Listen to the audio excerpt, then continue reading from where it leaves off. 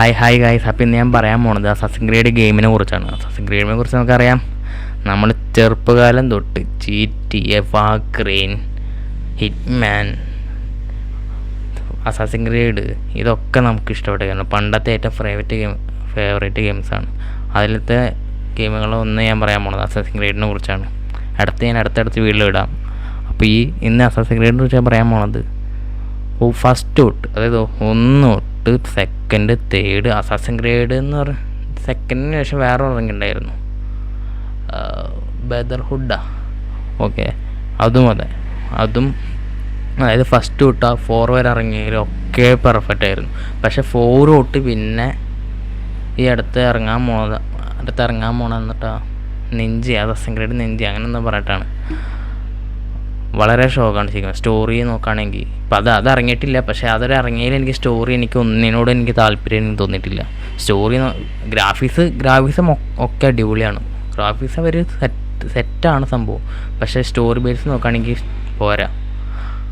Assassin ഏറ്റവും കിടിലൻ story എനിക്ക് തോന്നിയത് അസാസിൻ 2ത്തെ സ്റ്റോറി അടിപൊളിയാണ്. 3ത്തെ പിന്നെ പറയേണ്ട ആവശ്യമില്ല. കാരണം 3 ഒരു വെറൈറ്റി സംഭവം തന്നെയാണ്. 3 ഒരു രക്ഷയില്ലാത്ത സാധനമാണ്. അത് കളിച്ച് നമ്മൾ അവസാനിപ്പിക്കാണ്ട് നമ്മൾ ആ ഗെയിം നിർത്തില്ല. അതുപോലത്തെ ഗെയിം തന്നെയാണ് 3.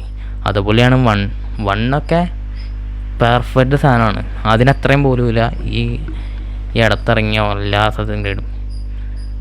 വളരെ വിഷമമുണ്ട്. അതുപോലെ തന്നെ അസാസിൻ ക്രീഡ് 4ന് ശേഷം ഇറങ്ങിയത് യൂണിറ്റാണ് അങ്ങനെ പറഞ്ഞത്.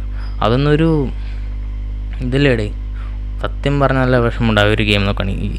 അതായത് നല്ല അടിപൊളി ഗെയിമാണ്, നല്ല ഗ്രാഫിക്സ് ഉണ്ട്, അതുപോലെ തന്നെ ഫൈറ്റും കാര്യങ്ങളും ഒക്കെയും പെർഫെക്റ്റാണ്. നമുക്ക് ആ ഒരു ഗെയിം അസാസിൻ ക്രീഡിൽ നിന്ന് ഒരു പിന്നെയും കുഴപ്പമില്ലാണ്ട് മാറ്റി വയ്ക്കാൻ പറ്റുന്ന ഒരു ഗെയിമാണ്. ബഗ് എന്ന് പറഞ്ഞാൽ ആ ഗെയിമിൻ്റെ സ്റ്റോറി പിന്നെയും കുഴപ്പമില്ലെന്ന് പറയാം. ബഗ് എന്നൊക്കെ പറഞ്ഞാൽ ഒരുമാതിരി ബഗ്ഗാണ്. എവിടേക്കോ ബഗ്ഗില്ലാത്തതുണ്ടെന്ന് പോലും നമുക്ക് അറിഞ്ഞൂടാ.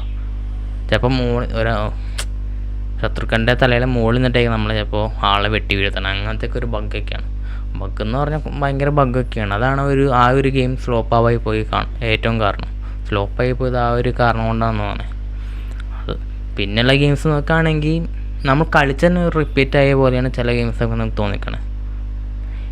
ഈ അസാസിൻ ക്രീഡ് ഗെയിം, വാക്രെയിൻ ഗെയിമിൻ്റെ ഏറ്റവും പ്രത്യേകത എന്ന് വെച്ചാൽ ഈ ഒരു ഗെയിമുകളുടെ ഏറ്റവും അടിപൊളി ഇതിൻ്റെ 3ാം ഭാഗമാണ്. Assassin creed 3, വാക്രെയിൻ 3. അതെ, ഇതിൻ്റെയും ഒക്കെ ഒരു കിടിലൻ ഗെയിമാണ്.